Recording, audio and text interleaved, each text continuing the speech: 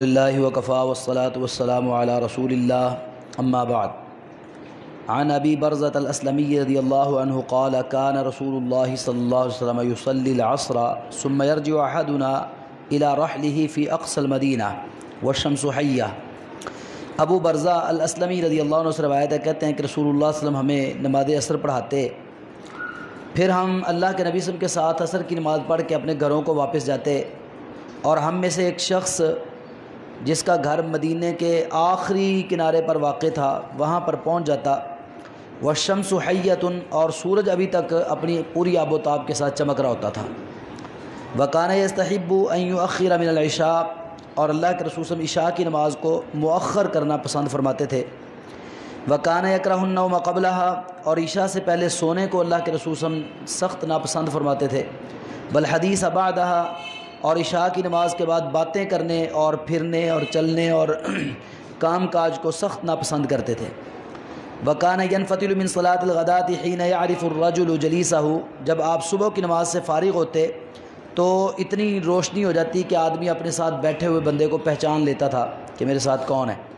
وکان یقرأ بالستین الی المئہ، آپ صبح کی نماز کے اندر 60 آیتوں سے لے کر 100 آیتوں تک تلاوت کرتے۔ یہ بخاری اور مسلم کی حدیث ہے، اور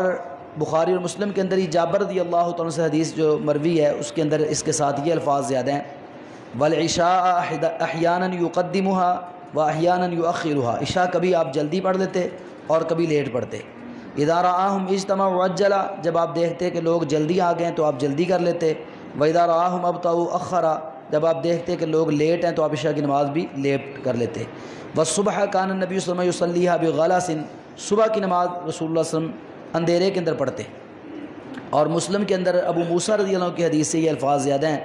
فاقام الفجر حین انشق الفجر، آپ فجر اس وقت پڑھتے جب فجر پھوٹ جاتی، روشن ہو جاتی۔ والناس لا یکاد یعرف بعضهم بعضا، اور لوگ ایک دوسرے کو پہچان نہیں پاتے تھے کہ یہ شخص کون ہے۔ اب یہ حدیث کے مختلف ٹکڑے یہاں پر بیان ہوئے ہیں۔ پہلے تو عصر کی نماز کا وقت بیان ہوا کہ عصر کی نماز اللہ کے رسول جلدی پڑھ لیتے تھے، لیٹ نہیں کرتے تھے،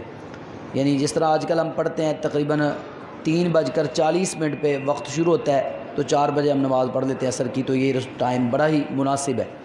اللہ کے نبی صلی اللہ علیہ وسلم عصر پڑھاتے، اس کے بعد ایک بندہ نکلتا مسجد نبوی سے اور وہ مدینے کے سب سے آخری کونے میں چلا جاتا، اور سورج ابھی تک آب و تاب کے ساتھ چمک رہا ہوتا،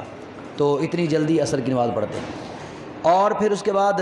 عشاء کی نماز کے بارے میں بیان ہوا ہے کہ اللہ کے رسول صلی اللہ علیہ وسلم عشاء سے پہلے سونا اور عشاء کے بعد گفتگو کرنا اس کو سخت ناپسند کرتے تھے۔ ہمارے ہاں یہ جو عشاء کی نماز کے بعد دیر تک جاگتے رہنا،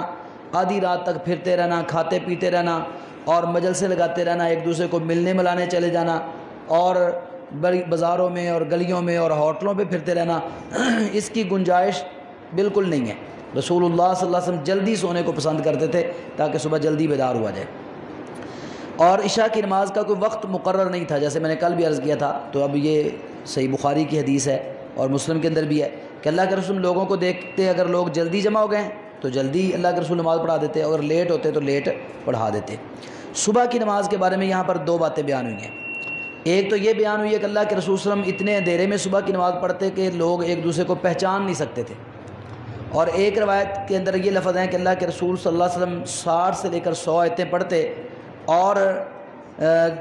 بندہ اپنے ساتھی کو پہچان لیتا ہے کہ میرے ساتھ یہ بیٹھا ہوا کون ہے۔ تو اس کا مطلب یہ ہے، اس کا مفہوم یہ ہے کہ جب اللہ کے رسول صلی اللہ علیہ وسلم نماز شروع کرتے تو اس وقت اتنا اندھیرا ہوتا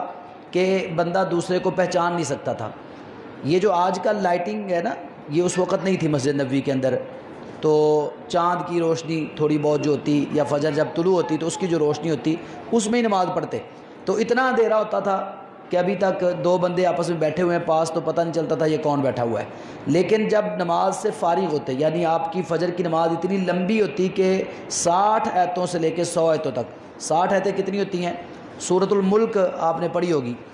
معروف صورت ہے، رات کو سوتے وقت پڑھنی بھی چاہیے۔ اس کی 30 آیات ہیں، یعنی سورۃ الملک کو 2 بار پڑھیں تو پھر 60 آیتیں بنتی ہیں، اور 3 بار پڑھیں تو پھر 90 آیتیں بنتی ہیں۔ تو اتنی لمبی قرات کرتے، لمبی نماز ہوتی، اتنی لمبی ہوتی کہ جب آپ سلام پھیرتے تو اچھی طرح